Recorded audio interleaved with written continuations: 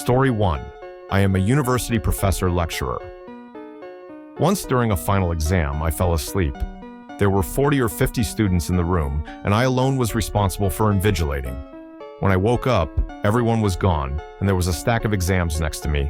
I never told anyone about it, though obviously the students knew. Apparently they didn't complain to the dean or anything like that.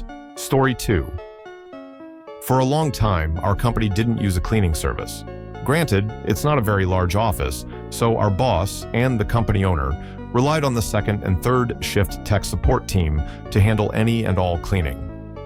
One morning, the boss arrives and decides that the one bathroom isn't up to his cleanliness standards, so he has the locks changed, locks the door, and only gives the 3 female employees keys to the bathroom. He then rents a porta potty and says the male employees have to use it. I called OSHA and filed a complaint, citing the port, a potty with no running water, as well as some other safety issues that the staff has complained about. The next day, the boss comes in angry as hell because his business insurance was dropped due to the complaint. He claimed he knew who did it and that he's lost all respect for this person. I found out later that he thought it was another coworker of mine. Both of us are still employed there. Needless to say, the bathroom was quickly opened up for all employees, and now proper safety regulations have been put in place. Story 3. The most trouble I ever got in at work was actually not that bad, but I was very upset at the time. I was maybe 18 or 19, and I was working as a hostess at a popular restaurant in downtown Boston. That particular summer, perhaps some of you may remember this, one of the major tunnels going into the city collapsed. Because of this, the trains were jam-packed, malfunctioning, and a lot of business downtown got very slow. So I guess a newspaper sent a reporter to check out some of the restaurants to see if the collapse had hurt business. Long story short, the front page of the newspaper featured ME, looking incredibly bored, chin in hand, at the host stand. Luckily, smartphones didn't exist then, or I probably would have also been texting or something as well.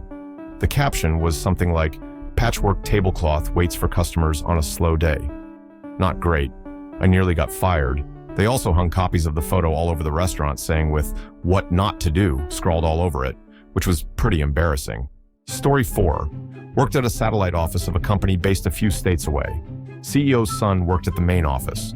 Typical rich kid, daddy got him the job, otherwise he'd be unemployed, and came to visit our office for a week. His first night here, my boss gave me his Amex and told me to take CEO's son out in the city, since he can't be bothered and the son and I are close in age. Don't have to ask me twice. We go out, nice dinner, tons of drinks, etc., and the entire time, there is not so subtle sexual tension between us. End of the night, he brings me back to his hotel room and we go at it. We both acknowledge that we want to do that again, but no one in the company can know about it because we'd both be in some deep shit, HR policies. So during the day at the office, we're as professional as can be. Then immediately after going to his hotel and ripping each other's clothes off for the entire week, he was here. No one ever knew about it while I was there. My coworker and I both quit about a year after. Super shitty company. We've stayed in touch, and recently I casually mentioned that week. As it turns out, everyone figured out pretty quickly that there was something going on between me and CEO's son. We weren't nearly as slick as we thought we were. Story 5. Back in college, I worked for a medium-sized law firm. Among other office tasks, I was responsible for booking business trips, flights, hotels, rental cars, etc. Used to milk every last cent out of whatever bonus program, rewards, cashback websites, affiliate programs, credit card points, you name it. I could get my hands on and pocket them. Since there were at least 5 bookings a day, you can see that this did add up eventually. When I left after about 2 years, I had raked in about 500,000 frequent flyer miles through credit card points, something in the area of half a year's worth of hotel nights and easily many thousand euros of cash. Didn't get caught. Story 6. I used to sleep behind an old AS400 system. It had a nice space behind it that you could crawl into and was actually quite comfortable. When the main boss was out, I was also the only one who had access to the computer room, so it was fairly safe. There were glass panels in the door, but all that could be seen through those was the front of the system, and if I were seen emerging from behind it, I could just say I was doing computer stuff. Story 7. Work at an internet company in the retention department. This one customer was demanding years of free internet and all sorts of compensation because lightning took out her router, which isn't our equipment. I was super diplomatic and calmly informed her that we cannot be held responsible for third-party equipment. She responded by being super bitchy and condescending. Keep in mind, the working language isn't English. Well, this is just ridiculous. What a useless person you are. I'm going to phone the CEO and make sure you get fired. I just snapped, completely and utterly, and replied in full on, get wrecked, British. Do us a favor, love. Fuck right off. And hung up. She never called back or complained, and I never got in trouble for it. Story 8. I worked at a hospital. This sexy nurse and I always flirted with each other. One day, after about a year of sexual tension, we sneaked off into a rarely used stairwell. I leaned in to start kissing her, but she turned her back to me and said, "Put your finger in my ass." Not one to leave a pretty lady waiting, I started kissing and licking her neck while slowly working my finger into her ass. LOL. It was the weirdest fucking thing ever, but fuck it, you only live once. Second part of your question, yes, we got away with it. Story 9. I taught myself to code. My old job had very little tasks associated with them. I could get all of my work done in the first hour or two, and everything else was just answering requests.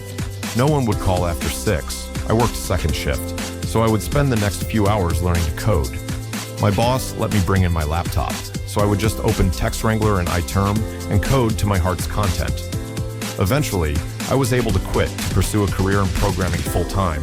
People told me that my hard work would be missed when I put in my 2 weeks.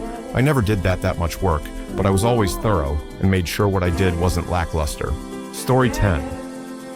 I called an old woman a cunt to her face. I worked as a waiter at a retirement home where most could still drive, and all were just killing time until they were moved to assisted living. They sat 5 people to a table and would rotate the seating chart every month.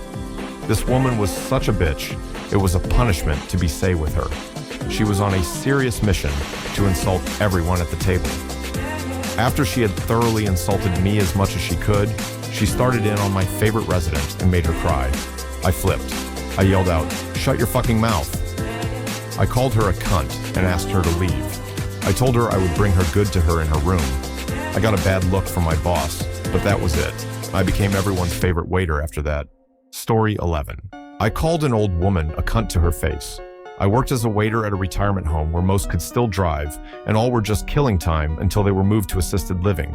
They sat 5 people to a table and would rotate the seating chart every month. This woman was such a bitch, it was a punishment to be say with her. She was on a serious mission to insult everyone at the table. After she had thoroughly insulted me as much as she could, she started in on my favorite resident and made her cry. I flipped. I yelled out, "Shut your fucking mouth." I called her a cunt and asked her to leave. I told her I would bring her good to her in her room. I got a bad look from my boss, but that was it. I became everyone's favorite waiter after that.